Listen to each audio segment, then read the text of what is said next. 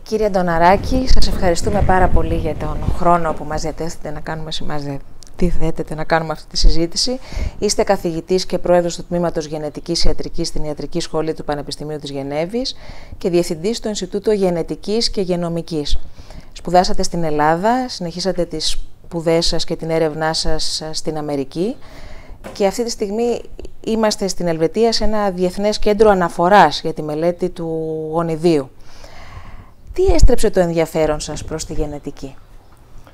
Πρώτα σας ευχαριστώ για το ενδιαφέρον σας για τη γενετική και για την επίσκεψή σας στην όμορφη και πολύ ζεστή σήμερα πόλη της Γενέβης.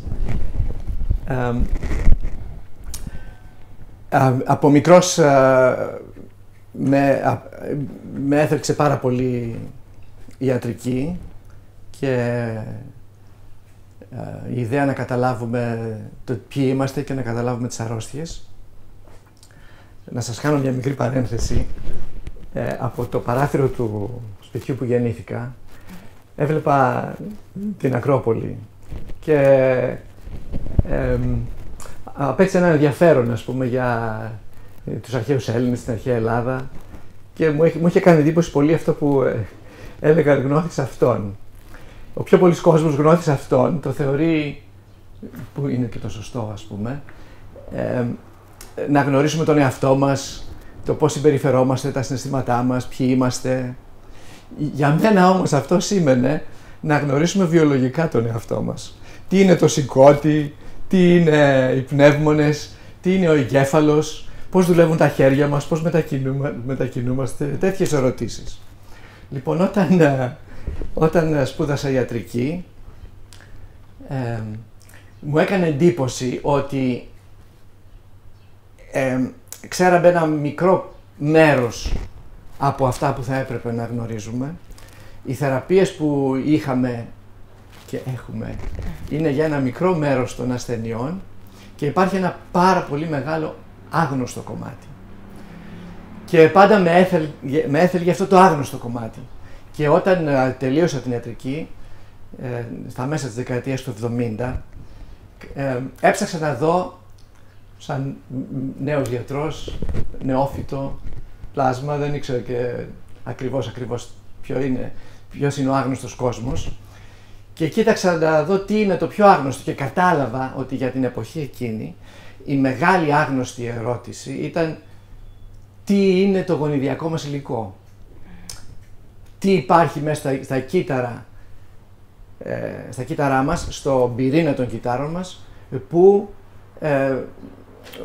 έχει όλη αυτή τη μεγάλη πληροφορία για πώς θα αναπτυχθούμε, πώς θα είμαστε φυσιογνωμικά και πώς θα πορευτούμε στη ζωή μας, βιολογικά. Και αυτό κατάλαβα ότι η μεγάλη ερώτηση είναι να καταλάβουμε το γονιδίωμά μας και γι' αυτό πήρα μια στροφή στη γενετική. Στην αρχή έγινα παιδίατρος, δηλαδή σπούδασα παιδιατρική γιατί από πολλές αρρώστιες της παιδικής ηλικίας είναι κληρονομικές, είναι γενετικές και άρα λοιπόν ήταν μια προετοιμασία αυτή για να μπορέσω αργότερα να καταλάβω το γονιδίωμα ή να είμαι κοντά στις ερωτήσεις του γονιδιώματος. Έψαξα λοιπόν να δω πού είναι το μεγαλύτερο κέντρο κλινικής γενετικής και έρευνας στον κόσμο την εποχή εκείνη και μετά τα 3-4 κέντρα που υπήρχαν διάλεξαν να πάω στη Βαλτιμόρη, σε ένα πανεπιστήμιο που λέγεται Johns Hopkins, που εκεί ήταν εκείνη την εποχή διευθυντής αυτός που θεωρούμε σήμερα ο πατέρας της κλινικής γενετικής, που λέγεται Victor McKusick, μια γιγάντια προσωπικότητα στη κλινική γενετική και στη μελέτη του γονιδιώματος. Εκεί πήγα σαν φοιτητής, μαθητής, το 1979 και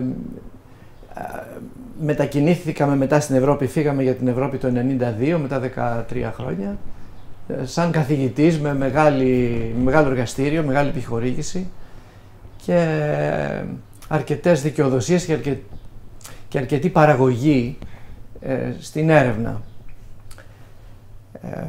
Μετακινηθήκαμε σαν οικογένεια πια στη Γενέβη, στη Γενέβη, σαν οικογένεια δηλαδή με τη σύζυγό μου, τα 4 παιδιά, για πολλούς λόγους. Ο κυριότερος ήταν ότι ο καφές είναι πιο καλός στην Ευρώπη. Και ο καφές πάει με πολλά πράγματα μαζί, με πολιτισμό, με τους συνανθρώπους, με νοοτροπία, με το λεωφορείο αντί το αυτοκίνητο, το ποδήλατο αντί και το αυτοκίνητο, την ιδέα ότι πόσα χρήματα κερδίζει κανείς το μήνα είναι μια ελάσσον ερώτηση και όχι μείζον. Και αυτό που έχει πιο πολύ σημασία είναι η προσωπικότητα και η παραγωγή της γνώσης στη δική μου, ας πούμε, καριέρα. Ήρθαμε λοιπόν εδώ, διότι υπήρχε και μεγάλη δίψα του τοπικού πανεπιστημίου να αναπτύξει τη γενετική. Όταν ήρθα είχαμε νομίζω 6 ανθρώπους στη γενετική και φέτος τώρα έχουμε περίπου 140. Είναι ένα μεγάλο τμήμα δηλαδή, με πολλούς καθηγητές. Έχουμε 9 καθηγητές στη γενετική, που ο καθένας τους μελετάει ένα διαφορετικό πεδίο, αντικείμενο. Και εδώ είχα την ευκαιρία να βρω πάλι καινούριους καταπληκτικούς συνεργάτες και είχαμε αρκετά μεγάλη επιχορήγηση για την έρευνά μας, ώστε να προχωρήσουμε όχι μόνο στην ανάγνωση, αλλά και στη μελέτη της λειτουργίας του γονιδιώματος. Μάλιστα.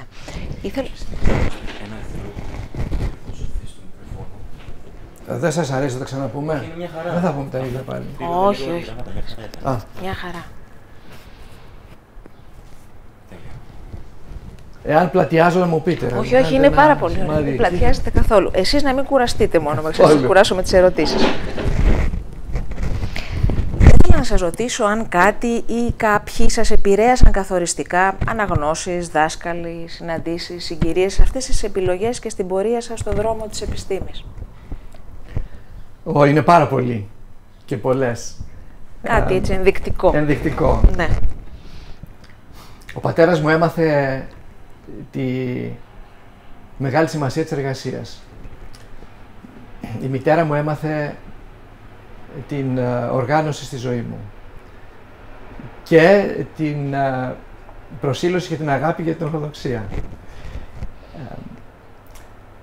Ένας πολύ σημαντικός καθηγητής μου στο γυμνάσιο, τον θυμάμαι, κύριος Μωραϊτάκης, έχει κοιμηθεί, μου έδωσε την αγάπη για τα ελληνικά γράμματα.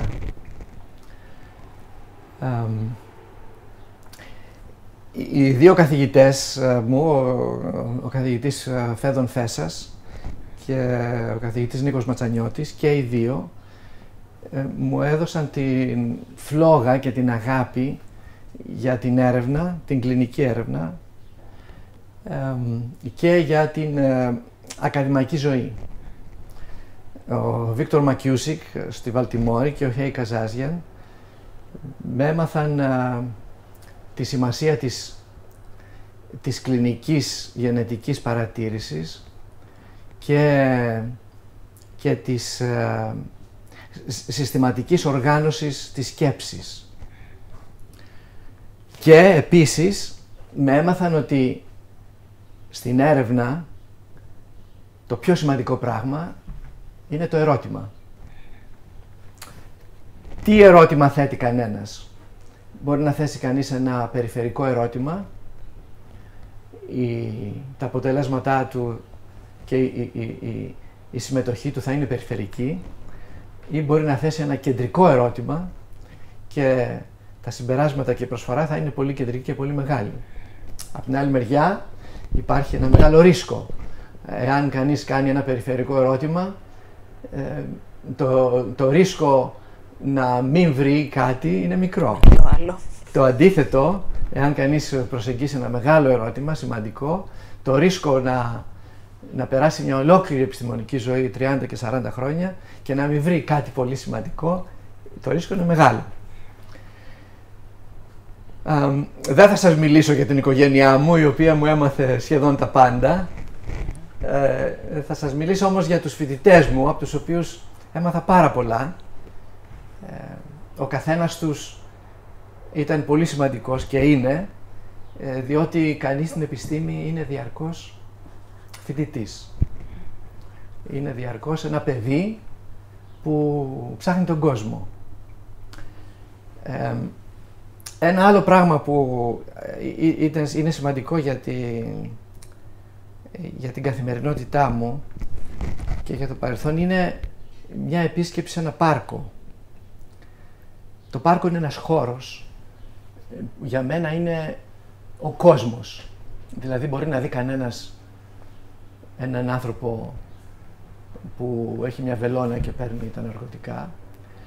Μπορεί να δει έναν χριστιανό, έναν μουσουλμάνο, έναν Εβραίο, έναν εντελώς αγνωστικιστή, όλοι με τα παιδιά τους ή με τους ανθρώπους που αγαπούν, και υπάρχει μια συναδελφοσύνη και σαν μια ισότητα σε ένα πάρκο. Επίσης το πάρκο έχει το εξής μεγάλο πράγμα για μένα, να παρατηρήσει κανείς τα παιδάκια, 2 χρονών, 3 χρονών, 4 χρονών. Ένα παιδί σε ένα πάρκο, άμα το παρατηρήσετε, ψάχνει. Ψάχνει τα δέντρα, τα λουλούδια, το χορτάρι, τι είναι πίσω από τον πάγκο, τι είναι μέσα στο σκουπιδοντανεκέ, να δει καμία κάμπια, να δει κανένα σκίουρο. Το βλέπεις να παρατηρεί χωρίς σύνορα, χωρίς εδώ. Αυτός είναι ο επιστήμονας. Δηλαδή ένα παιδάκι σε ένα πάρκο 3-4 χρονών μου θυμίζει την καριέρα μου. Δηλαδή πηγαίνει κανείς σε ένα εργαστήριο και ο κόσμος είναι ανοιχτός μπροστά του, το άγνωστο είναι ανοιχτό, δεν υπάρχουν κανόνες, δεν υπάρχει μια πίεση, τι θες να δεις, όλα είναι άγνωστα και θαυμαστά.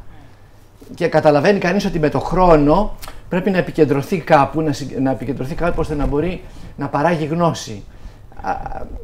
Αυτό είναι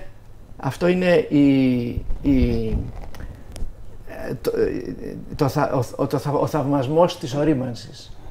Είναι η ηλικίωση του παιδιού αυτού. Η ορίμανση μας κάνει από ένα παιδί που τα ψάχνει όλα, να επικεντρωθούμε σε ένα πράγμα και να αφήσουμε όλα τα άλλα. Αυτό έχει ένα πόνο, έχει ένα κόστος. Αλλά για να κάνει κανείς να βάλει κανείς μια γνώση, δυστυχώς θα πρέπει να επικεντρωθεί κάπου. Και γι' αυτό στους φοιτητές μας πάντα λέμε επικεντρώσου, focus που λέμε, δηλαδή να εστιάσεις πολύ σε ένα μέρος ώστε να μπορείς να παράγεις κάτι. Χωρίς όμως, και αυτό είναι ένα άλλο που λέω εγώ πάντα, χωρίς όμως να χάσει κανείς και το σύνολο. Δηλαδή πρέπει να επικεντρωθείς κάπου, αλλά να μην χάσεις, ας πούμε, το άλλο περιβάλλον, γιατί άμα το χάσεις, ίσως χάσεις και το σημαντικό ερώτημα. Δηλαδή το ερώτημα αυτό που λέμε ποιο είναι σημαντικό ερώτημα, νομίζω κατά τη γνώμη μου πρέπει κανένας να το ξαναδουλεύει διαρκώς. Κοιτάζω τους φίλους μου και συνεργάτες μου που είναι Εβραίοι, όταν έρχεται το Σάββατο σταματάει η παραγωγή στο εργαστήριο για εκείνους και σκέφτομαι ότι είναι πολύ σωστό και σοβαρό αυτή την ημέρα, Σάββατο για τον έναν, Δευτέρα για τον άλλον, Κυριακή για μένα, να ξανασκεφτεί κανείς το ερώτημα. Να πάρει μια απόσταση. Να σκεφτεί κανείς το ερώτημα και τη ζωή του βεβαίως, αλλά μια και μιλάμε για επιστήμη, είναι το ερώτημά μου κεντρικό σήμερα. Τι άλλαξε αυτή την εβδομάδα, πώς πρέπει να αλλάξω την πορεία μου ώστε να μην χάσω το στόχο μου από το ερώτημα. Ναι. Ο σημερινός ερευνητής δεν, να το πω, υποφέρει από μια υπερεξειδίκευση η οποία όλα αυτά που λέτε λίγο τα παραμερίζει ή δεν ισχύει αυτό? Ισχύει δυστυχώς, διότι υπάρχουν πάρα πολλοί άνθρωποι που είναι στην έρευνα και όλοι είναι καταπληκτικά μυαλά, είναι ο δείκτης νοημοσύνης τους, ας πούμε, όλο είναι πάνω από το μέσο, όχι μόνο πάνω από το μέσο όρο, πολύ, πολύ διαφορετικός. Και έτσι, επειδή υπάρχουν τόσοι πολλοί και για να μπορεί κανείς να προσφέρει κάτι καινούργια γνώση, θα πρέπει να εξειδικευτεί πολύ. Όμως η σχέση του με άλλους τομείς, άλλα πεδία, άλλο τρόπο σκέφτεστε, μπορεί να τον βοηθήσει ώστε στο ερώτημα που έχει να βρει μια καινούρια γωνία, μια καινούρια οπτική γωνία να το δει ή να το δει με ένα εντελώς καινούριο τρόπο, ώστε να μπορέσει να δώσει μια απάντηση που κάποιος που είναι πολύ στενά βιωμένος σε αυτό το μονοπάτι δεν μπορεί να δει μια λύση. Μάλιστα. Η ιατρική έρευνα για το γονιδίωμα, οι διαφαινόμενες εφαρμογές του, η ευγονική, η δημιουργία της τεχνητής ζωής γύρουν μια σειρά σημαντικών ερωτημάτων και διλημμάτων που αφορούν την ίδια την υπόσταση του ανθρώπου και των κοινωνιών. Θεωρείτε ότι η πρόοδος της γενετικής και της βιοτεχνολογίας θα φέρει στο προσκήνιο νέα ανθρωπολογικά ερωτήματα? Κάθε γνώση νομίζω ότι φέρνει μια καινούρια θεώρηση του κόσμου και μια συζήτηση. Θα μου επιτρέψετε να κάνω μια παρένθεση πρώτα, να βάλω λίγο τη βάση του γονιδιώματος, ναι, και μετά να πάμε στα πολύ σημαντικά ερωτήματα που θέσατε, κύριε Αδελή. Κάθε κύτταρό μας, από τα 3 εκατομμύρια κύτταρα που έχουμε στο σώμα μας, έχει ένα βιβλίο πληροφορίας μέσα του που το λέμε γονιδίωμα. Αυτό το γονιδίωμα είναι γραμμένο με 4 γράμματα, 4 δομικούς χημικούς λίθους, A, G, C and T, και αυτά τα 4 γράμματα δημιουργούν ένα τεράστιο κείμενο το οποίο περιέχει πληροφορίες για το πώς τα κύτταρά μας ζουν, πώς θα γεννηθούμε, πώς θα εξελιχθούμε, πώς θα μεγαλώσουμε σαν παιδιά, σαν άνθρωποι της μέσης ηλικίας και σαν μεγάλοι, τι ιδιότητες θα έχουμε σαν άνθρωποι, ποιες κληρονομικές αρρώστιες μπορούμε να πάθουμε, ποιες προδιαθέσεις για αρρώστιες έχουμε και βεβαίως πώς ο εγκέφαλός μας μπορεί να λειτουργήσει. Αυτό το βιβλίο πληροφορίας έχει 3 δισεκατομμύρια γράμματα από τον πατέρα μας και 3 δισεκατομμύρια γράμματα από τη μητέρα μας, 6 δισεκατομμύρια γράμματα δηλαδή σε κάθε κύτταρό μας. Και αυτό το γονιδίωμα το αντιγράφουμε κάθε φορά που δημιουργούμε ένα καινούριο κύτταρο και το δίνουμε στο καινούριο κύτταρο. Επίσης το αντιγράφουμε κάθε φορά που δημιουργούμε ένα παιδί με τη σύζυγό μας και αντιγράφουμε το γονιδίωμα, το χωρίζουμε στη μέση και δίνουμε το μισό στο παιδί μας και η σύζυγός μας πάλι αντιγράφει το δικό της γονιδίωμα, το χωρίζει στη μέση και δίνει το μισό στο παιδί της. Έτσι λοιπόν το κάθε παιδί είναι ένα καινούριο γονιδίωμα, ένα προϊόν που προέρχεται από τα γονιδιώματα των γονιών του, αλλά δεν είναι σαν τους γονείς του, διότι έχει αναμίξει μισό-μισό γονιδίωμα από κάθε γονιό. Το τεράστιο αυτό γονιδίωμα έχει διαβάστηκε για πρώτη φορά σε μια διάρκεια 13 χρόνων, από το 1990 μέχρι το 2003, όπου πολλά εργαστήρια και το δικό μας είχαν συμμετοχή στο διάβασμα του πρώτου γονιδιώματος. Το δικό μας εργαστήριο διάβασε ένα από τα χρωμοσώματα του ανθρώπου, το χρωμόσωμα 21, που είναι το μικρότερο, που είναι περίπου 35 εκατομμύρια γράμματα. Αυτό είναι το γονιδίωμά μας. Το δεύτερο σημαντικό, η δεύτερη σημαντική γνώση, αλήθεια, είναι ότι το γονιδίωμα των ανθρώπων διαφέρει λίγο από τον ένα στον άλλον. Γι' αυτό είμαστε ο καθένας μας ξεχωριστός ή ξεχωριστή από τον άλλον. Γι' αυτό και ένα μωρό μπορεί να καταλάβει αμέσως μετά από μερικές εβδομάδες, τον πατέρα, τη μητέρα, τον άλλον, τον έναν, διότι η φυσιογνωμία του είναι διαφορετική. Είμαστε ο καθένας διαφορετικός από τον άλλον. Πόσο διαφέρουμε? Ένα από τα 1000 γράμματα στο γονιδίωμα διαφέρει μεταξύ δύο ανθρώπων. Δηλαδή, το γονιδίωμα που πήρα από τον πατέρα μου και αυτό που πήρα από τη μητέρα μου διαφέρει περίπου σε 3 εκατομμύρια γράμματα. Και εγώ από εσάς διαφέρω περίπου 6 εκατομμύρια γράμματα, διότι έχουμε διπλοειδές γονιδίωμα. Αυτό μας κάνει να είμαστε μοναδικές προσωπικότητες στον κόσμο.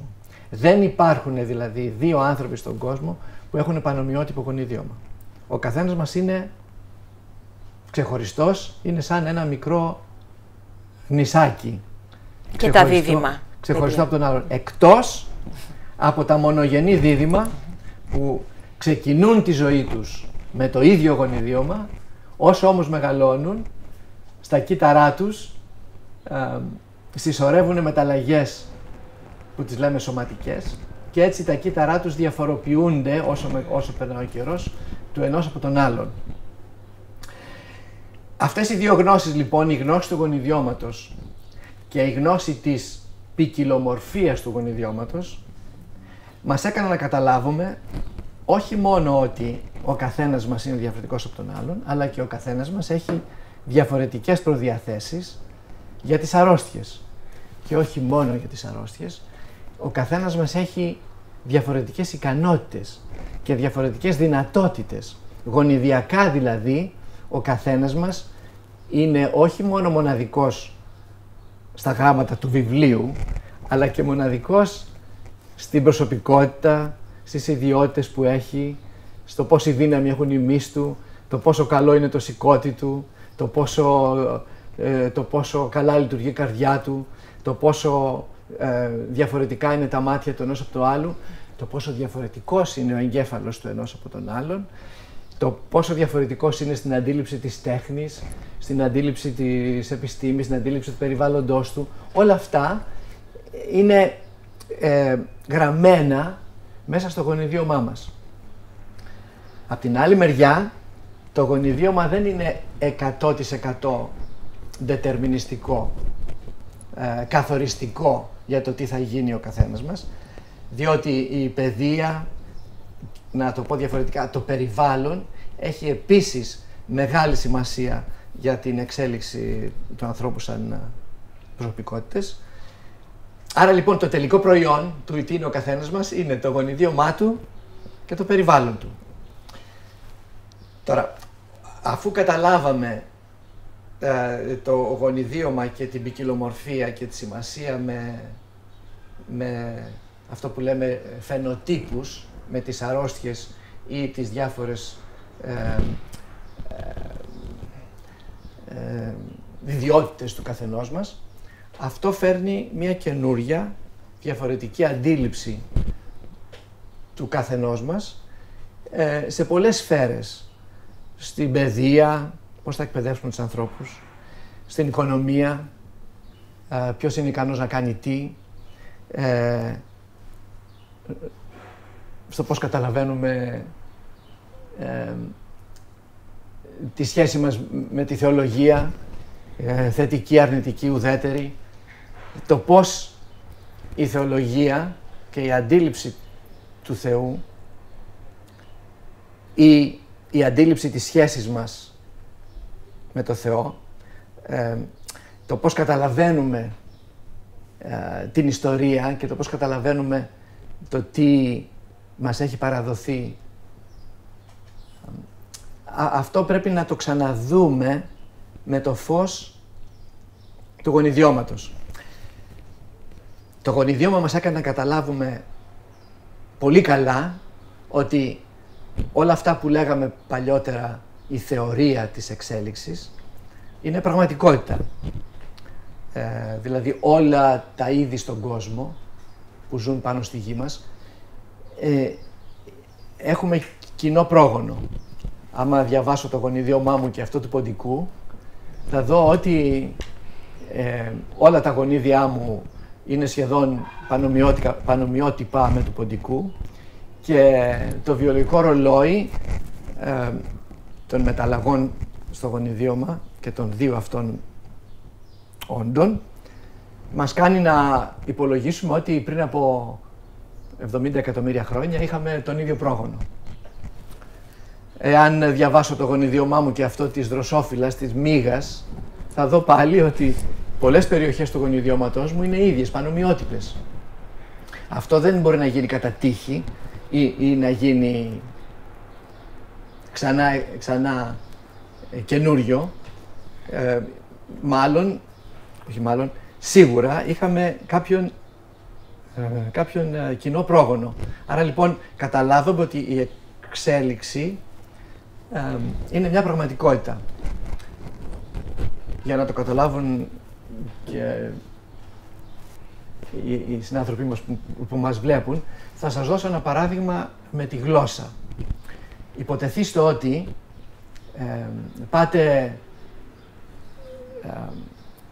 σε μια πόλη της Νότιας Αμερικής, στη Βραζιλία ας πούμε, και σε μια μεγάλη πόλη της Βραζιλίας ακούσετε κάποιον ή κάποιον να μιλάει ελληνικά. Και πάτε και σε μια πόλη της Κίνας, στη Σανγκάη, και περπατήσετε στον δρόμο και θα ακούσετε πάλι έναν άνθρωπο να μιλάει ελληνικά. Υπάρχουν δύο υποθέσεις για το να ακούσετε ελληνικά στο ένα μέρος του κόσμου και στον άλλο. Μία υπόθεση είναι ότι οι δύο γλώσσες αυτές γεννήθηκαν εκεί, καινούριες. Αυτή είναι μια υπόθεση. Η άλλη υπόθεση είναι ότι αυτοί οι άνθρωποι έχουν μια περιβαλλοντική ιστορία τέτοια, ένα κοινό πρόγονο, από τον οποίο έμαθαν τη γλώσσα αυτή. Η γλώσσα αυτή δηλαδή δημιουργήθηκε μία φορά. Έτσι είναι και με τη ζωή. Μπορούμε να πούμε ότι είμαστε ξεχωριστά όντα ο ένας από τον άλλον, ξανά γίναμε καινούργοι, αλλά επειδή το γονιδίωμά μας είναι πανομοιότυπο, η πιο εύκολη εξήγηση είναι ότι έχουμε και ένα κοινό πρόγονο. Άρα λοιπόν η εξέλιξη είναι μια πραγματικότητα και θα πρέπει στη θεολογική σκέψη να το βάλουμε αυτό σαν γεγονός, όχι σαν θεωρία. Αυτό είναι το ένα. Το δεύτερο πράγμα που μάθαμε από το πώς δουλεύει το γονιδίωμα είναι ότι το ενδιαφέρον του κάθε είδους είναι να περάσει το γονιδίωμά του στους απογόνους του για να διαιωνίσει το είδος του. Άρα λοιπόν βιολογικά ο βιολογικός σκοπός είναι να συνεχίσουμε να υπάρχουμε στη ζωή. Αυτό πάλι θα πρέπει να το δούμε και με τις θεολογικές ερωτήσεις και με θεολογική σκέψη. Τώρα, η κουβέντα αυτή που κάνουμε, κυρία Δελή, αυτά που σας λέω που αφορούν την επιστήμη, να τα πάρετε με μια, ας πούμε, σοβαρότητα. Αυτά που σας λέω για θεολογία, να μην τα πάρετε με σοβαρότητα, διότι εγώ δεν είμαι θεολόγος και δεν είμαι σε αυτόν τον κόσμο να ξέρω και τόσα πολλά ή να έχω μελετήσει ή να έχω διαβάσει ή να έχω αναλύσει και τις πηγές και τους χιλιάδες ανθρώπους οι οποίοι έχουν μελετήσει αυτόν τον κόσμο του επιστητού, ας πούμε, και είναι πιο ειδικοί από μένα. Πάρτε με σαν έναν άνθρωπο που έχει ένα κατάστημα στον δρόμο και το ρωτάτε ένα θεολογικό ερώτημα. θα πάρετε μια γνώμη. Από μένα θα μάθετε τη γενετική. Ναι, αλλά η γενετική θέτει ένα καινούριο πλαίσιο που ενδιαφέρει νομίζω κάθε περίπτωση τον χριστιανισμό και όχι μόνο, ανθρωπολογικό, τον οποίο δεν μπορούμε να μην λάβουμε υπόψη μας αν θέλουμε και η θεολογική απάντηση να έχει μια δυνατότητα επίδραση στη ζωή των ανθρώπων σήμερα, με αυτή την έννοια. Οπωσδήποτε, οπωσδήποτε. Και επίσης, όπως στο παρελθόν γινόταν αναθεωρήσεις του τι ο κόσμος ζούσε και πίστευε, έτσι λοιπόν νομίζω ότι και σήμερα θα πρέπει να έχουμε μια αναθεώρηση του τι ζούμε και το τι πιστεύουμε. Διότι φαντάζομαι η πίστη, ας πούμε, σε μερικά πράγματα έχει επίπεδα, σαν ένα κρεμμύδι που έλεγε ο Πυραντέλο, που το ανοίγεις μέχρι να φτάσει στο κέντρο. Το κέντρο μπορεί να μην αλλάζει, αλλά η επένδυση και η γλώσσα, ανάλογα με τη γλώσσα. Οι γλώσσες που χρησιμοποιούμε για να μιλήσουμε για κάτι. Ακριβώς. Ίσως καινούργιες γλώσσες. Ναι. Ήθελα να σας ρωτήσω επίσης για την δυνατότητα παρέμβασης, μια καινούργια μέθοδο δυνατότητα παρέμβασης στο γονιδίωμα. Θα θέλατε να μας μιλήσετε λίγο γι' αυτό. Τι είναι ακριβώς και ποιες είναι οι προοπτικές του? Μάλιστα. Πριν από 3-4 χρόνια οι επιστήμονες βρήκαν μια τεχνική ώστε να μπορούμε να παρέμβουμε στο γονιδίωμά μας και να αλλάξουμε κατά βούληση και σχετικά εύκολα μερικά γράμματα από το τεράστιο αυτό κείμενο, ή μερικές λέξεις, ή μερικές παραγράφους, ή μερικά κεφάλαια. Και να το κάνουμε με πολλή ακρίβεια και σχετικά εύκολα στα κύτταρά μας. Άρα λοιπόν μπήκαμε σε μια εποχή που η παρέμβαση στο γονιδίωμά μας δεν είναι πια μύθος, αλλά μπορεί να γίνει πραγματικότητα.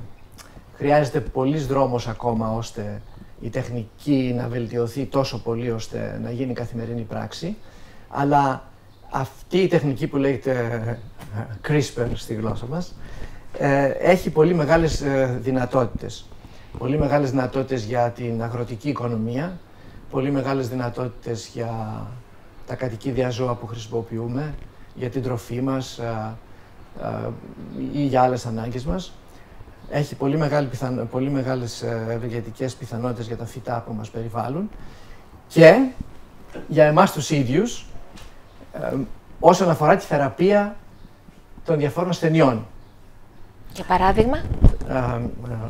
Ένα παράδειγμα είναι οι κληρονομικές αρρώστιες σαν τη μεσογειακή ανεμία που έχουμε στην Ελλάδα, που μπορούμε να αλλάξουμε λίγο το γονιδίωμα στα κύτταρα που έχουν το παθολογικό γονίδιο της β' ανεμίας και να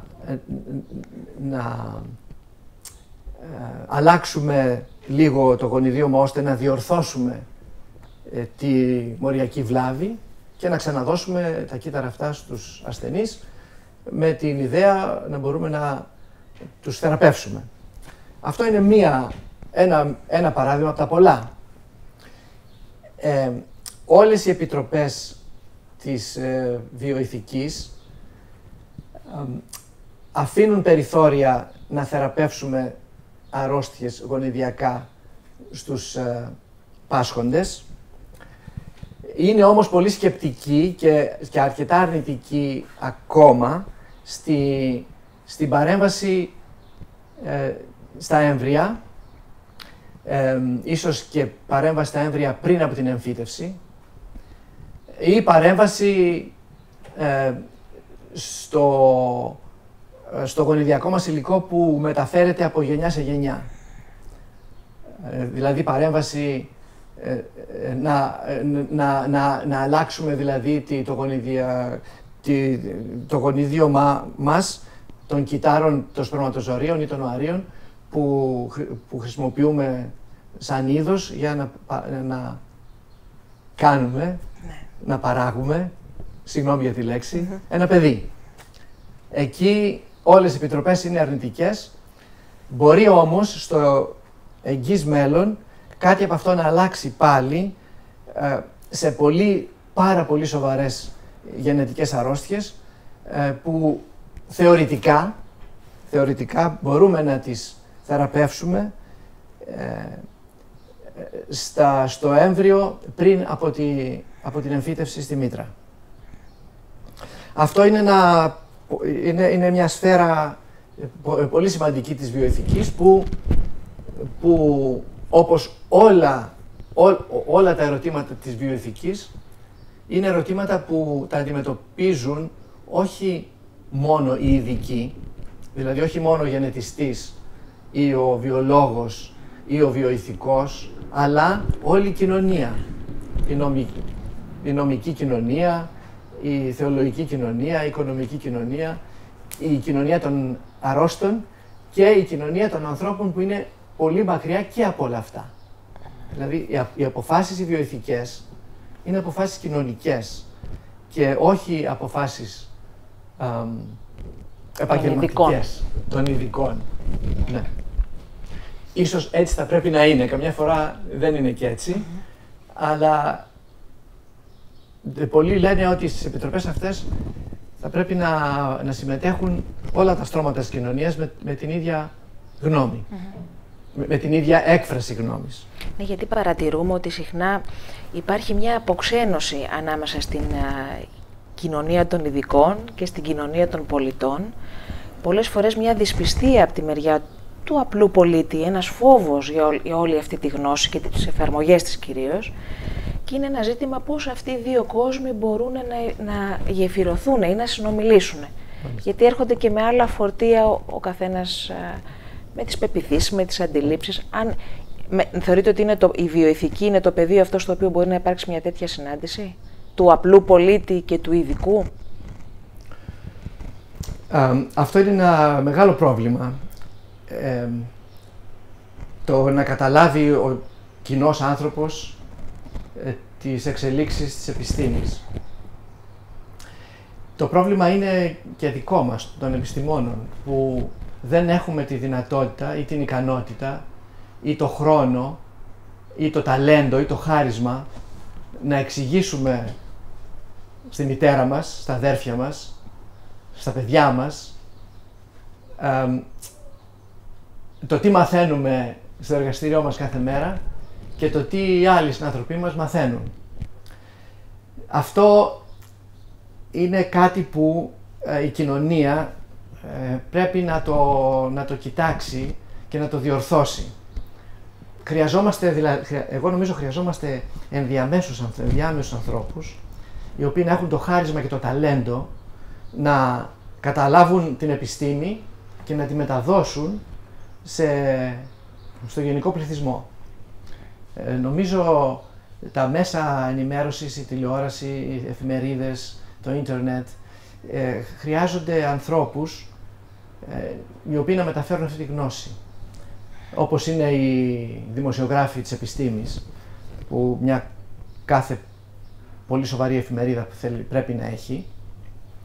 Έτσι λοιπόν σε όλους αυτούς τους τομείς χρειάζονται αυτοί οι άνθρωποι. Οι ενδιάμεσοι.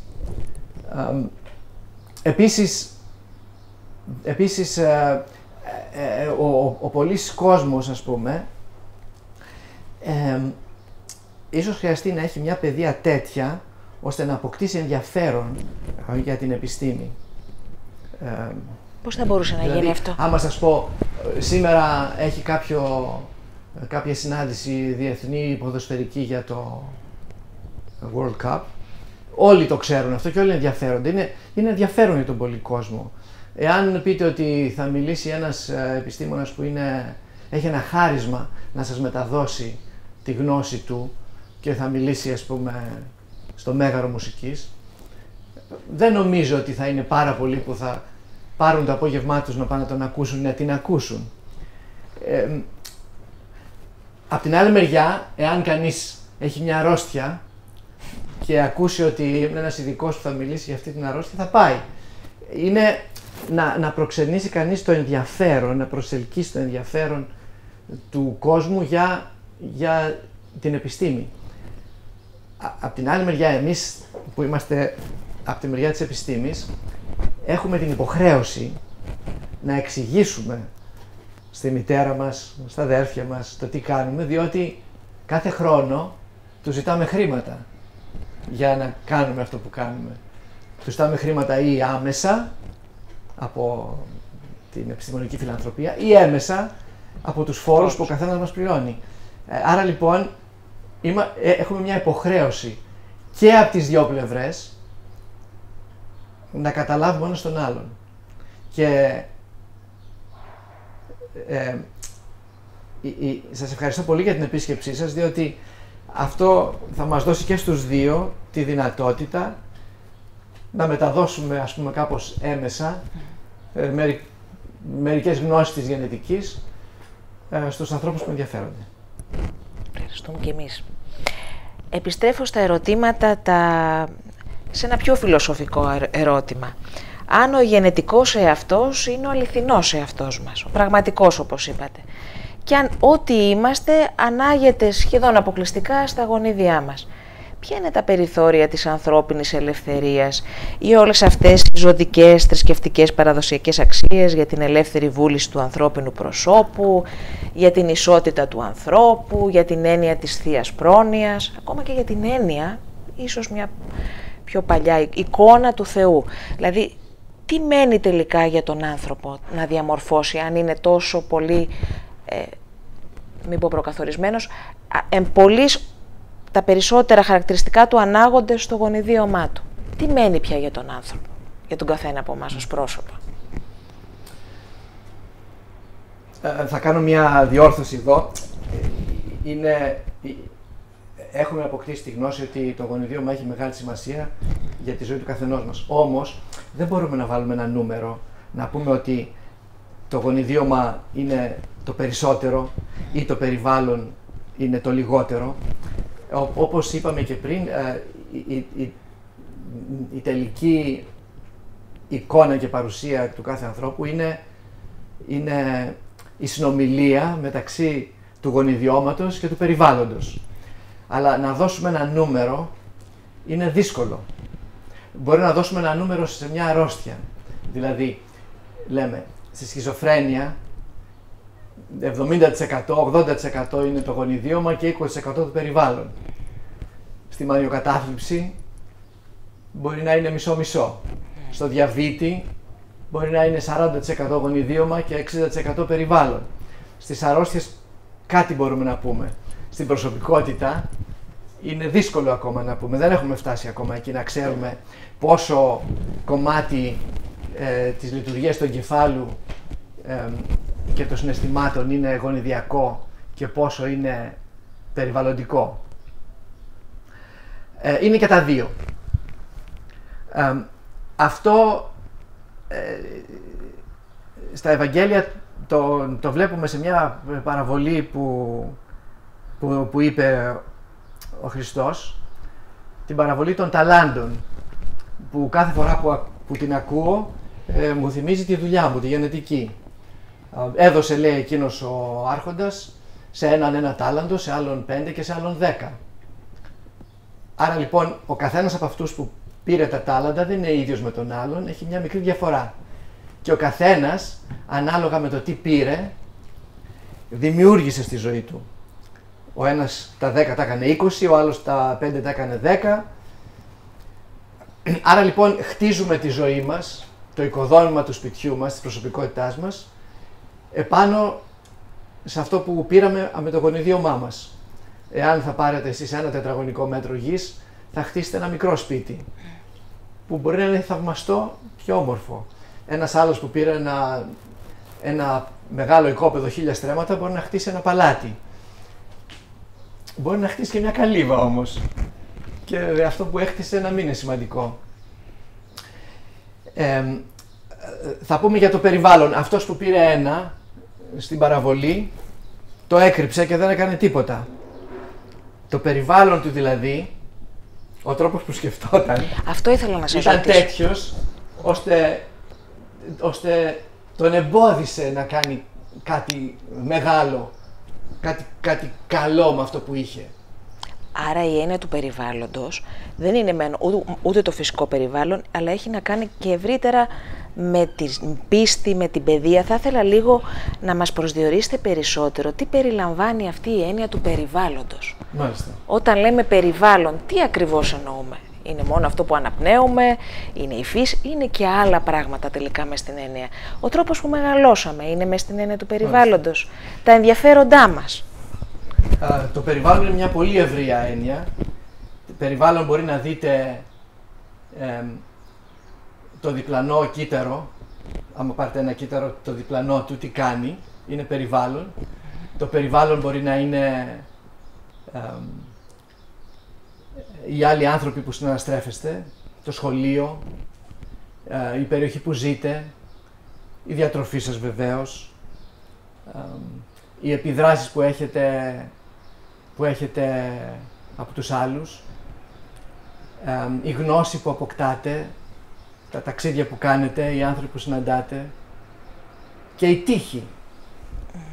Η τύχη είναι και αυτή ένα μέρος, ας πούμε, του περιβάλλοντος.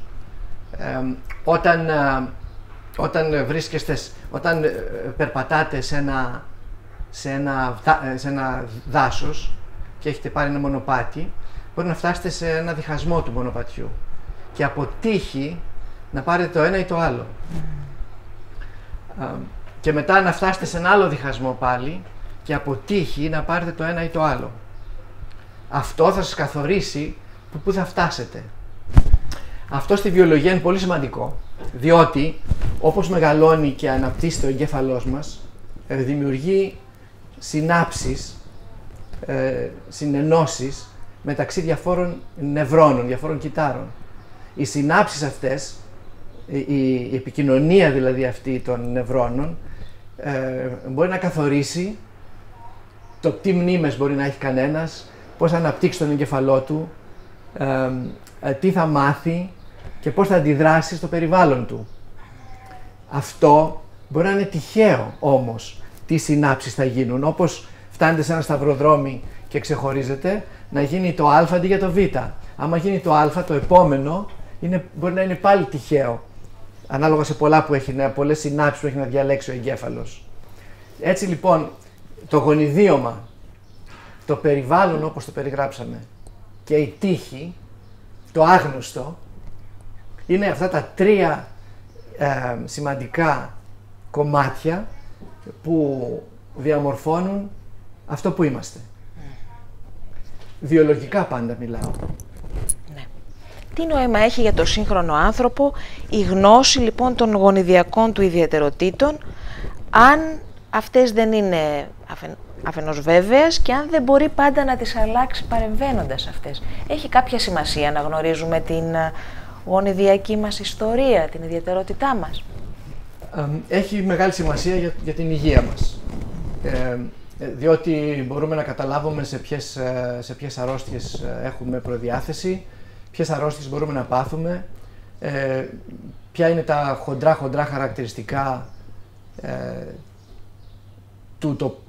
του πώς θα εξελιχθούμε σαν βιολογικά όντα. Επίσης μπορούμε να καταλάβουμε το παρελθόν μας, από ποιο γενεαλογικό δέντρο προερχόμαστε. Ωραία αυτό. Και να μπορέσουμε να διαχειριστούμε καλύτερα το κεφάλαιο της υγείας μας. Αυτή η παρομοίωση είναι νομίζω πολύ πετυχημένη, να πάρουμε το γονιδίωμά μας σαν ένα κεφάλαιο υγείας. Όπως έχει κανείς ένα κεφάλαιο χρήματος, μπορεί να έχει και ένα κεφάλαιο υγείας. Και αυτό να είναι λίγο ή πολύ, να είναι καλό ή κακό για το περιβάλλον που ζούμε και μπορεί αυτό να το χρησιμοποιήσει. Να επενδύσει ή να το δουλέψει. Ναι. Επίσης, ένα κεφάλαιο υγείας είναι μια πολύ καλή παρατήρηση, μια πολύ καλή παρομοίωση για να καταλάβουμε τη σχέση του γονιδιώματος με το περιβάλλον. Πάρτε δύο ανθρώπους που έχουν το ίδιο κεφάλαιο. οι άνθρωποι αυτοί που έχουν το ίδιο κεφάλαιο, πέστε 1 εκατομμύριο ευρώ στην τράπεζα, μπορούν να το χρησιμοποιήσουν εντελώς διαφορετικά ένας από τον άλλον. Και ένας να γίνει εθνικός ευεργέτης ή άλλος να πάει σε ένα ξενυχτάδικο μια βραδιά και να το καταστρέψει όλο. Βλέπετε ότι το περιβάλλον και οι αποφάσεις της ζωής δεν είναι μόνο το κεφάλαιο που έχει κανένας, αλλά το πώς διαμορφώνει την προσωπικότητά του με την τύχη και το περιβάλλον του.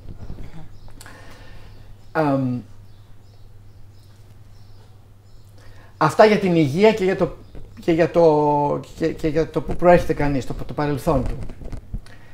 Τώρα, πώς αλλιώς μπορεί να χρησιμοποιήσει κανείς το γονιδίωμά του, μπορεί να καταλάβει κανένας τι προσωπικότητα είναι γραμμένη στο γονιδίωμά του. Αν είναι δηλαδή ήρεμος άνθρωπος ή αν είναι οξύθυμος, αν είναι άνθρωπος που του αρέσει ο συναγωνισμός, είναι συναγωνιστικός ή όχι συναγωνιστικός. Όλα αυτά μπορεί σιγά σιγά να τα καταλάβει. Και αφού τα καταλάβει αυτά πολύ καλά, μπορεί μετά να κανονίσει τη ζωή του έτσι ώστε ή να μειώσει τις αδυναμίες του ή να αυξήσει τα θετικά σημεία του χαρακτήρος του. Δηλαδή μπορούμε σήμερα να προσδιορίσουμε και το συναισθηματικό, τη συναισθηματική κατάσταση ενός ανθρώπου ή τις τάσεις του μέσα από τον έλεγχο των γονιδίων του. Δηλαδή τα συναισθήματα είναι και αυτά μέρος αυτής της γονιδιακής γνώσης. Πιστεύουμε ότι είναι, διότι το βλέπουμε πολύ συχνά όταν έχουμε μια γονιδιακή αρρώστια. Υπάρχουν γονιδιακές αρρώστιες που οι άνθρωποι έχουν κατάθλιψη, σαν μέρος της αρρώστιας τους. Και η αρρώστια αυτή έχει σημασία με μια μεταλλαγή στο γονιδίωμά τους. Ή υπάρχουν άλλοι που όταν έχουν μια συγκεκριμένη ασθένεια είναι χαρούμενοι, σαν προσωπικότητες. Ωραία ασθένεια. Άρα λοιπόν και τα συναισθήματα είναι γραμμένα στο γονιδίωμα. Όχι 100%. Όμως υπάρχουν γονίδια που έχουν σχέση, οι περιοχές του γονιδιώματος μας που έχουν σχέση και με το συναίσθημα. Προδιαθέσεις δηλαδή περισσότερο. Προδιαθέσεις, ναι. Μάλιστα. Στα πλαίσια της ορθόδοξης χριστιανικής παράδοσης, ο άνθρωπος θεωρείται ως μια ενιαία ψυχοσωματική και πνευματική οντότητα. Μας λέει ο Παύλος ότι είμαστε ψυχή, σώμα, πνεύμα. Σε ποιο βαθμό η ψυχή, αυτό τέλος πάντων θα μπορούσαμε να πούμε ψυχή, ή το πνεύμα μπορεί, αν μπορεί, να επιδράσει στη συμπεριφορά των γονιδίων μας, δηλαδή στο κομμάτι του περιβάλλοντος που μας αναφέρατε παραπάνω, οι ψυχικές μας καταστάσεις, οι επιθυμίες μας, επιδρούν όλα αυτά τελικά στο γονίδιο. Το γονίδιο, τα κύτταρά μας, αν κατάλαβα καλά, γίνονται συνεχείς αντιγραφές. Μάλιστα. Εκεί η ψυχική κατάσταση του ανθρώπου έχει κάποια επίδραση. Δεν έχει βρεθεί τίποτα μέχρι τώρα για αυτό το δρόμο. Δηλαδή, είπαμε ένα δρόμο που δεν είναι και μονόδρομος, ότι το γονιδίωμα επιδρά στο συναίσθημα. Ναι. Τώρα, ο κόσμος, ο ψυχικός κόσμος, πνευματικός, αν επιδρά στο γονιδίωμα, μέχρι τώρα δεν έχουμε δει κάτι τέτοιο. Άρα λοιπόν η απάντηση με την τωρινή γνώση είναι όχι. Αναζητούμε προς τα εκεί πράγματα. Υπάρχει δηλαδή, ανοίγεται κάτι τέτοιο, για την επιστήμη είναι κάτι που δεν ενδιαφέρει καθόλου. Ενδιαφέρει πάρα πολύ. Είναι πολύ δύσκολο να το μελετήσει κανείς ακόμα σήμερα. Αλλά μέχρι τώρα δεν έχει βρεθεί κάτι τέτοιο.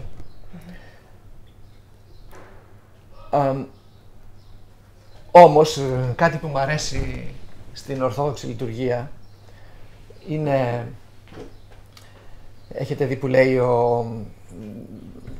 ο ιερεύς μυστικά, «Συ Θεός απερινόητος, αόρατος, ακατάληπτος». Είναι ένα πεδίο που είναι άγνωστο. Δεν το ξέρουμε. Και το λέμε κάθε Κυριακή. Ότι εσύ ή ας πούμε να πούμε και εγώ σαν δυνητικά Θεός, είμαι άγνωστος. Δεν μπορώ να δώσω έναν ορισμό. Νομίζω αν δώσω ορισμό θα μειώσω το κλείνουμε. Το Θεό, ας πούμε, σε ένα πείραμα. Και απ' την άλλη μεριά, η γνώση είναι κάτι που είμαστε υποχρεωμένοι να την κυνηγήσουμε. Δεν μας επιτρέπεται να μην μάθουμε. Είχα μια συζήτηση με κάποιον πολύ σημαντικό στοχαστή και ηγούμενο Αγιορείτη, όταν ήμουν πολύ νεότερος.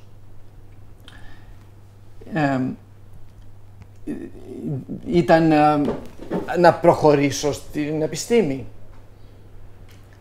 και εάν βρω κάτι που καταρρίπτω την έννοια του Θεού, και μου απάντησε εκείνος ο σοφός άνθρωπος ότι ο Θεός δεν φοβάται τη γνώση. Εάν υπάρχει, δεν τη φοβάται τη γνώση, ό,τι και να βρεις. Εάν δεν υπάρχει, καλύτερα να το βρούμε και να το καταλάβουμε. Έτσι λοιπόν, νομίζω ότι σαν άνθρωποι, όπως έχουμε υποχρέωση να μεγαλώσουμε τα παιδιά μας, ας πούμε, να είμαστε καλοί πολίτες, να πληρώνουμε τους φόρους μας και όλα αυτά, έχουμε νομίζω υποχρέωση να καταλάβουμε ποιοι είμαστε, να μάθουμε, γιατί είναι η μόνη μεγάλη διαφορά από όλα τα ξαδέρφια μας ζώα που υπάρχουν, ας πούμε, το κεφατζή που είναι ο πιο κοντινότερος μας συγγενής, είμαστε οι μόνοι που μπορούμε να καταλάβουμε τον κόσμο και έχουμε υποχρέωση να το καταλάβουμε. Νομίζω. Βέβαια. Μάλιστα. Τώρα ήθελα να σας ρωτήσω για τη διαγνωστική δυνατότητα της γενετικής. Στις μέρες μας έχει καταστήσει και τον γενετιστή έναν σημαντικό σύμβουλο υγείας. Αρκεί η επιστημονική συσκευή για να ανταποκριθεί στο ρόλο του, ειδικά όταν έρχεται αντιμέτωπος με κρίσιμα διλήμματα? Μπορείτε να μου πείτε ένα από τα διλήμματα αυτά? Η γενετική ακόμα δεν έχει καταλάβει, δεν έχει μπει τόσο πολύ στην ιατρική. Όχι. Μπαίνει σιγά σιγά. Έχουμε κάνει μεγάλες πρόοδους στις κληρονομικές μονογονικές αρρώστιες που τις λέμε, που έχουν σχέση με ένα μόνο γονίδιο, και γίνεται πάρα πολύ μεγάλη πρόοδος στους διάφορους καρκίνους, που οι καρκίνοι, όπως ξέρετε, όλοι οι καρκίνοι είναι γονιδιωματικές αρρώστιες, δηλαδή το γονιδίωμα των καρκινικών κυτάρων έχει μεταλλαγές, είναι βλαμμένο δηλαδή, και μαθαίνουμε κάθε χρόνο καινούργια γονίδια που δημιουργούν καρκινικά κύτταρα και βρίσκονται φάρμακα κάθε χρόνο εναντίον αυτών των μεταλλαγών. Άρα λοιπόν στον καρκίνο η εισαγωγή, η είσοδος της γενετικής σκέψης και γνώσης είναι πάρα πολύ σημαντική. Βέβαια υπάρχουν πάρα πολλά θέματα να συνδιαλλαγούμε και να λύσουμε, που τα λέμε αγγλικά ELSI, δηλαδή ηθικά, νομικά, κοινωνικά και οικονομικά. Τα οικονομικά είναι τα λιγότερα, αλλά τα ηθικά είναι πολύ σοβαρά. Τα νομικά είναι πολύ σοβαρά και τα κοινωνικά είναι πολύ σοβαρά. Ένα ηθικό ερώτημα, ας πούμε, είναι πώς μπορεί να διαλέξουμε, αν έχουμε όχι τη δυνατότητα, αν μπορούμε να διαλέξουμε την επόμενη γενιά. Με ποια κριτήρια μπορούμε να διαλέξουμε την επόμενη γενιά. Είναι σωστό να αφήσουμε τα πάντα στην τύχη? Είναι σωστό να επέμβουμε στο γονιδίωμά μας και να το αλλάξουμε για να κάνουμε κάτι ας πούμε, να βελτιώσουμε κάτι? Ή κάθε φορά που ακουμπάμε το γονιδίωμά μας πηγαίνουμε ενάντια στην εξέλιξη και ενάντια σε αυτό που είμαστε μέχρι τώρα, επειδή συνδιαλλαγήκαμε με το περιβάλλον για 200.000 χρόνια και τώρα άμα αλλάξουμε κάτι θα είναι εις βάρος μας? Αυτά είναι ηθικά ερωτήματα, βιολογικά ηθικά. Δεν σας μιλάω για τη σχέση με το Θεό ή τη σχέση με τον άλλο άνθρωπο. Βιολογικά. Τα νομικά είναι επίσης σημαντικά ερωτήματα. Ποια είναι η ελευθερία του καθενός μας, γιατί πράγματα είμαστε υπεύθυνοι, για ποια πράγματα δεν είμαστε υπεύθυνοι, ποιο είναι το ποσοστό της υπευθυνότητάς μας στις πράξεις μας, ποια είναι η σημασία του περιβάλλοντος μας. Όλα αυτά είναι ερωτήματα σημαντικά για τα νομικά πράγματα. Πώς μπορούμε να περιχαρακώσουμε τον άνθρωπο, να διασφαλίσουμε τον άνθρωπο από την προσωπικότητά του, τη γονιδιακή ιδιαιτερότητά του, ποιο κομμάτι της γονιδιακής ιδιαιτερότητάς του είναι σημαντικά δικό του, που θα πρέπει να δει κανείς αν θα το μοιραστεί με τον άλλον. Ποια είναι η ευθύνη μας απέναντι, η γονιδιακή ευθύνη μας απέναντι στα παιδιά μας, στα εγγόνια μας, στους ανθρώπους που μοιράζονται το γονιδίωμά τους μαζί μας. Το γονιδίωμά μου το μοιράζομαι 50% με τα παιδιά μου. Δηλαδή αν βρω κάτι παθολογικό σε μένα, 50% πιθανότητα έχει να το έχει και ένα από τα παιδιά μου. Έχω μια δέσμευση, μια σχέση με αυτό. 25% του γονιδιώματός μου είναι στα εγγόνια μου. Άρα κάτι που έχω έχει 25% πιθανότητα να το έχει ένα από τα εγγόνια μου. Ποια είναι η ευθύνη μας γι' αυτό? Επίσης, ποια είναι η σχέση του γονιδιώματός μου με την ασφάλειά μου, ασφάλεια υγείας εννοώ, με την εργασία μου, ποια είναι ποιο δικαίωμα έχει ένας εργοδότης να δει το γονιδίωμα ενός εργαζομένου σε εκείνον, και το αντίθετο.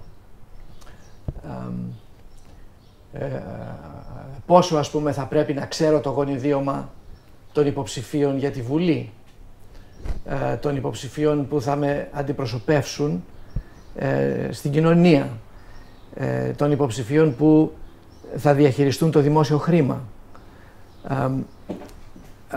Το 2008 βγήκε κάποιος βιοηθικός έγραψε ένα άρθρο στον αμερικανικό τύπο ότι από τώρα και πέρα οι υποψήφοι για την Προεδρία των ΗΠΑ θα πρέπει να δίνουν το γονιδίωμά τους σε κοινή θέα, ώστε όλοι να μπορούν να το μελετήσουν και να δουν τα χαρακτηριστικά της προσωπικότητάς τους και την προδιάθεσή τους σε αρρώστιες. Ίσως φαίνεται παράξενο και πρόωρο. Για μένα όμως που είμαι γενετιστής, βλέπω ότι ίσως σε 20 χρόνια κάθε ένας που είναι υποψήφιος για να γίνει βουλευτής, υπουργός, πρωθυπουργός, διευθυντής, σε μια θέση, ας πούμε, σημαντική για το δημόσιο χρήμα, εγώ νομίζω ότι όπως θα πρέπει να δηλώσει την οικονομική του επιφάνεια, θα πρέπει να δείξει στον κόσμο, στο κοινό, το γονιδίωμά του. Δεν πάμε όμως σε μια κοινωνία των γονιδιακά τυχερών, είτε από άποψη κληρονομικότητος, είτε από άποψη περιβάλλοντος. Τι γίνεται με τους αδύναμους της κοινωνίας? Δηλαδή, τους αδύναμους που δεν ήταν γενετικά προνομιούχοι ή δεν ήταν περιβαλλοντολογικά προνομιούχοι. Μέχρι τώρα οι κοινωνίες είχαν μηχανισμούς που δίναν δυνατότητες κινητικότητας και σε αυτούς. Αν όλα αυτά μπουν, όπως τα περιγράφετε, για τη Βουλή, κάποια πράγματα τέλος πάντων μπορούν να ελέγχονται κατά αυτόν τον τρόπο, τι θα γίνει με τους αδύνατους της κοινωνίας ή τους μη προνομιούχους γονιδιακά? Ναι. Αυτό είναι ένα πολύ σημαντικό ερώτημα και χαίρομαι που το θέτετε, διότι οι προηγμένες κοινωνίες είναι αυτές που φροντίζουν για τους αδύναμους. Όσο καλύτερα δηλαδή φροντίζουμε για τον άνθρωπο που έχει, τον συνάνθρωπό μας που έχει πνευματική καθυστέρηση, ή που έχει κινητικό πρόβλημα ή που έχει μια δυσκολία στο περιβάλλον του και στη ζωή του, όσο καλύτερα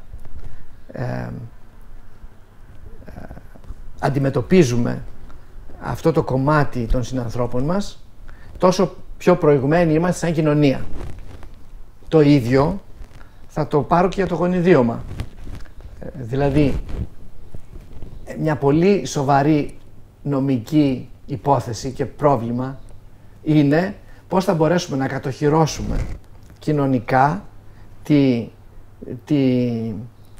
την καλύτερη δυνατή ζωή σε όλα τα στρώματα τα γονιδιακά.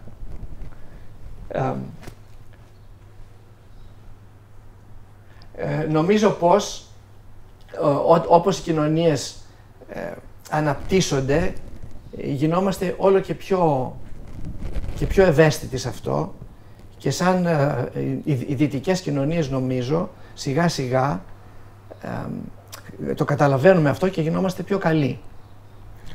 Όταν, θα σας δώσω ένα παράδειγμα, όταν ήμουν εγώ παιδί, δεν υπήρχαν ράμπες για να πάει κανείς σε ένα δημόσιο κτίριο, εάν είχε καροτσάκι αναπηρικό. Τώρα δεν μπορεί να γίνει ένα κτίριο καινούριο, μα δεν το έχει.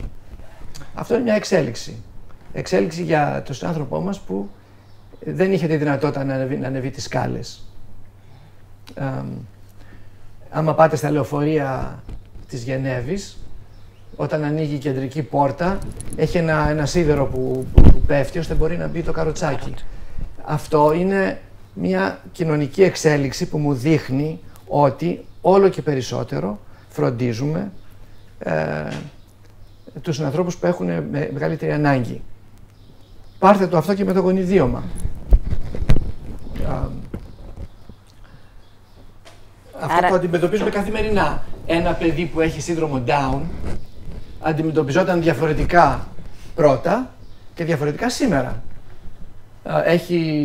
Έχει θέση στην εκπαίδευση, έχει θέση στην ανάπτυξη, έχει θέση στην κοινωνία, έχει θέση στην εργασία, έχει θέση στη γύρανση, και οι κοινωνίες μας προσπαθούν να γίνουν καλύτερες αυτό. Και γονιδίωμα. Και το ίδιο θα γίνει και γίνεται και με το γονιδίωμά μας. Μάλιστα. Υπάρχουν όρια στη χρήση της γονιδιακής πληροφορίας? Πρέπει να τεθούν κάποια όρια σε αυτό? Υπάρχουν δύο όρια. Ένα όριο γνώσης και ένα όριο εφαρμογής. Το όριο της γνώσης, ας πούμε, είναι πεπερασμένο. Ξέρουμε ποιο είναι το όριο. Από όλο το γονιδίωμα μας που σας είπα πριν, 6 δισεκατομμύρια γράμματα, μπορούμε να διαβάσουμε, να καταλάβουμε περίπου 1%. Το 99% είναι άγνωστο. Άρα λοιπόν το όριο της γνώσης για το γονιδίωμα είναι 100 φορές μεγαλύτερο από ό,τι ξέρουμε τώρα. Και όχι μόνο αυτό, γιατί το γονιδίωμα μας αλλάζει χημικά. Υπάρχει αυτό που λέμε επιγονιδίωμα. Όλες οι χημικές αλλαγές που γίνονται πάνω στο γονιδίωμά μας και επηρεάζουν τη λειτουργία του, πρέπει και αυτό να το μάθουμε. Άρα λοιπόν υπάρχει ένα όριο στη γνώση. Ένα όριο στην εφαρμογή. Δεν ξέρω. Εσείς θα το πείτε. Μάλιστα. Εσείς σαν η κοινωνία. Όλοι μαζί, ότι επιλογές... όλοι μαζί θα μπορούμε να καταλάβουμε ποιο είναι το όριό μας. Και μέχρι που μπορούμε να φτάσουμε. Στα αγγλικά λέμε the sky is the limit, ο ουρανός είναι το όριο. Είναι εξωεπιστημονική απόφαση. Είναι εξωεπιστημονική απόφαση, ναι. Κύριε Αντωναράκη, τα τελευταία χρόνια καταγράφεται και στον Ορθόδοξο κόσμο, με κάποια καθυστέρηση σε σχέση με τη Δύση, ένας διάλογος μεταξύ επιστήμης και θρησκείας. Κάποια πράγματα ήδη αναφέραμε. Συμμερίζεστε την αναγκαιότητα ενός τέτοιου διαλόγου σήμερα? Απολύτως. Διάλογος είναι σημαντικός και από τις δυο μεριές. Να καταλάβει ο επιστήμονας τη γλώσσα της θεολογίας και η γλώσσα της θεολογίας να καταλάβει τη γλώσσα της επιστήμης. Αυτό δεν είναι καινούριο βεβαίως. Κάθε φορά που γίνεται μία επιστημονική αλλαγή στην κατανόηση του κόσμου, αυτό γίνεται ή πρέπει να γίνεται. Θέλω να πω με απλά λόγια ότι νομίζω ότι ένα μεγάλο κομμάτι της θεολογίας ασχολείται με θέματα επουσιώδη. Ποιος είναι πρώτος στη σειρά των επισκόπων, ποιος θα μιλήσει πρώτος, ποιος είναι τελευταίος, ποιος έχει μεγαλύτερη δικαιοδοσία, ποιος δεν έχει, ποια είναι τα πρωτεία. Δηλαδή, η ιστορική τυραννία. Νομίζω ότι η τυραννία της ιστορίας στη θεολογία είναι πολύ σημαντική. Και πολλοί εγκέφαλοι, ας πούμε, ασχολούνται με αυτό που είναι στήρο. Είναι στήρο. Αν όλοι αυτοί οι άνθρωποι ασχολούνται με θέματα που μπορούν να έχουν σημασία για τη ζωή μας την καθημερινή, νομίζω θα μπορούσαμε να δώσουμε περισσότερα και στον πιστό και στον άπιστο. Μα είναι και ο άπιστος, δεν είναι μόνο ο πιστός. Αυτά όλα ενδιαφέρουν όλη την κοινωνία. Ναι. Εσείς δηλαδή θεωρείτε ως επιστήμονας ότι έχει κάτι να προσφέρει ένας ανανεωμένος ίσως θεολογικός λόγος ή πνευματικότητα του Ορθόδοξου Χριστιανισμού σε έναν σύγχρονο επιστήμονα όπως εσείς? Έχει κάτι να σας προσφέρει αυτός ο κόσμος? Οπωσδήποτε. Οπωσδήποτε. Διότι ο κόσμος αυτός πρώτον αντιπροσωπεύει ένα μεγάλο μέρος των συνανθρώπων μας. Δεύτερον, έχει μια σκέψη, ένα βάθος και εύρος σκέψης που μπορεί να αλλάξει τον προσανατολισμό ενός επιστήμονα. Έχει επίσης μία σειρά αληθιών ή πιστεύω, πάρτε τις όπως θέλετε, οι οποίες μπορεί να είναι χρήσιμες στο επιστημονικό ερώτημα. Ή αναφέρετε μία. Μπορεί να είναι χρήσιμες ναι.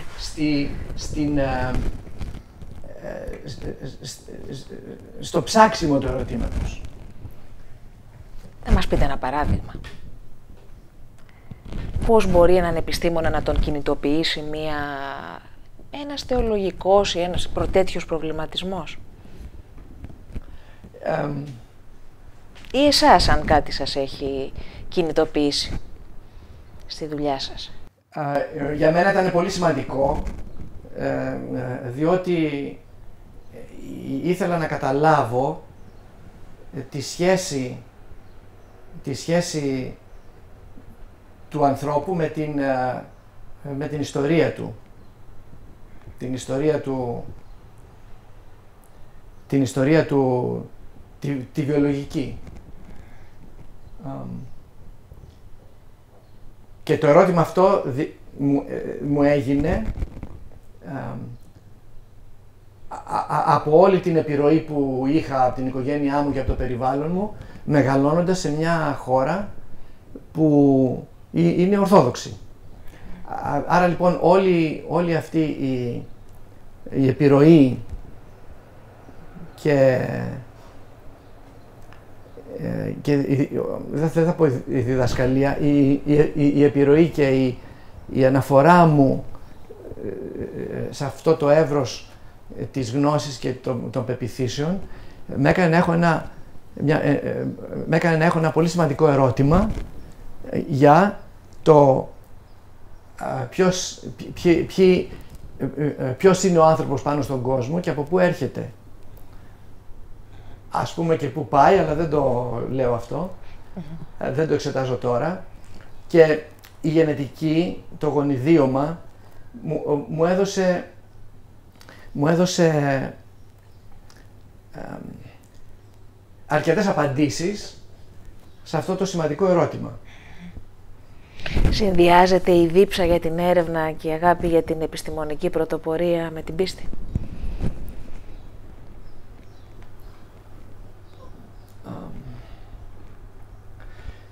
Να σας πω, ίσως για πολλούς δεν συνδυάζεται.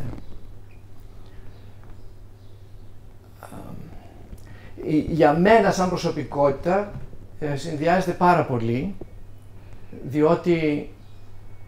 διότι μου δίνει τη δυνατότητα να μάθω τον κόσμο και νομίζω μαθαίνοντας τον κόσμο μαθαίνει κανείς τον Θεό, ή θετικά ή αρνητικά, ή μπορεί δηλαδή να τον απορρίψει ή να τον επιβεβαιώσει.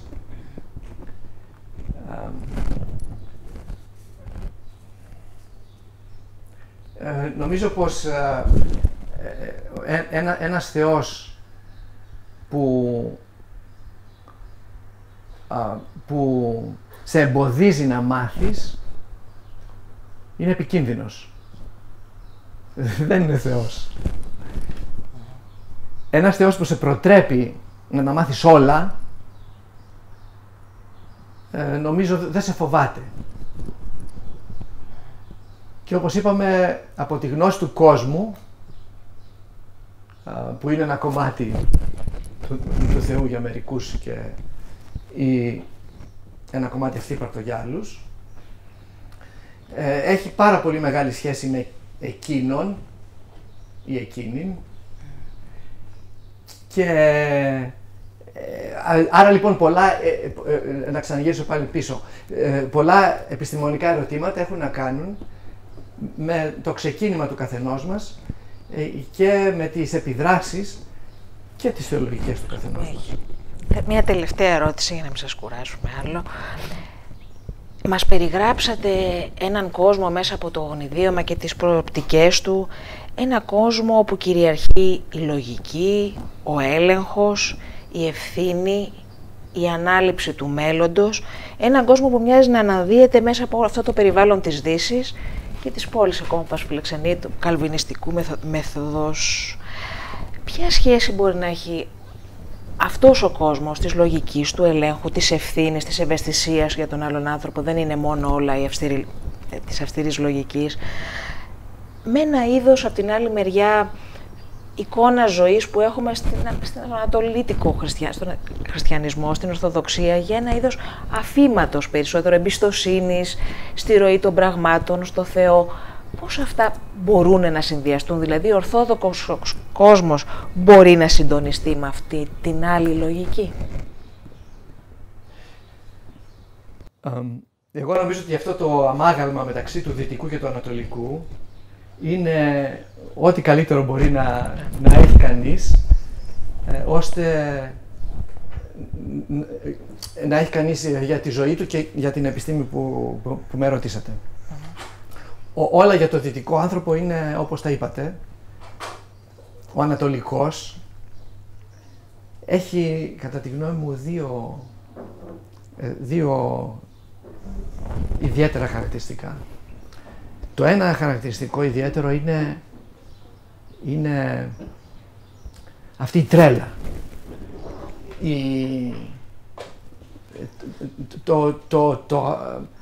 Αυτό που δεν περιμένεις. Αυτό το άγνωστο και αυτή η χαρά, ας πούμε, της ανοργανωσιάς και της τρέλας. Από εκεί μπορεί να γεννηθεί μια πολύ μεγάλη σκέψη, μια πολύ μεγάλη ανακάλυψη. Και το δεύτερο είναι αυτό που είπατε της ησυχίας και της εμπιστοσύνης, που σε κάνει παρόλο που ζει σε ένα τρομερά ανταγωνιστικό περιβάλλον, σε κάνει να πεις ότι άκουσε, και να μην καταφέρω τίποτα, δεν χάθηκαν τα πάντα. Ο Έλληνας λοιπόν έχει αυτό το τρομερό προνόμιο να ζει και στους δύο κόσμους. Είναι χιλιογραμμένο αυτό. Ζούμε και στον ανατολικό και στον δυτικό κόσμο. Έχουμε τις επιρροές, τα θετικά και τα αρνητικά και των δύο κόσμων, και βλέπω πόσο εύκολα ο Έλληνας προσαρμόζεται σε ένα δυτικό περιβάλλον. Και όχι μόνο εύκολα, αλλά γίνεται τρομερά παραγωγικός. διότι νομίζω έχει και τα χαρακτηριστικά του Ανατολίτη, του ανατολικού ανθρώπου. Ναι. Βεβαίως έχουμε και όλη την παράδοσή μας, όλη τη δύναμη της γνώσης που έχουμε αποκτήσει σαν ιστορία. Στεκόμαστε γερά στα πόδια μας διότι οι παππούδες μας ήταν κάποιοι. Νομίζω ότι όλο αυτό, οι ρίζες εννοώ παράδοση. 2.000 χρόνια, 2.500, είναι τόσο δυνατές και τόσο σημαντικές που όπως στη γενετική κοιτάμε πίσω το οικογενειακό δέντρο και βλέπουμε τα καλά γονίδια και τα άσχημα, έτσι λοιπόν και στη δική μας μικρή ιστορία των 2.000-2.500 χρόνων κοιτάζουμε πίσω και βλέπουμε ότι όταν περπατάμε στον δρόμο είμαστε κάποιοι. Σας ευχαριστούμε πάρα πολύ για τη συζήτηση.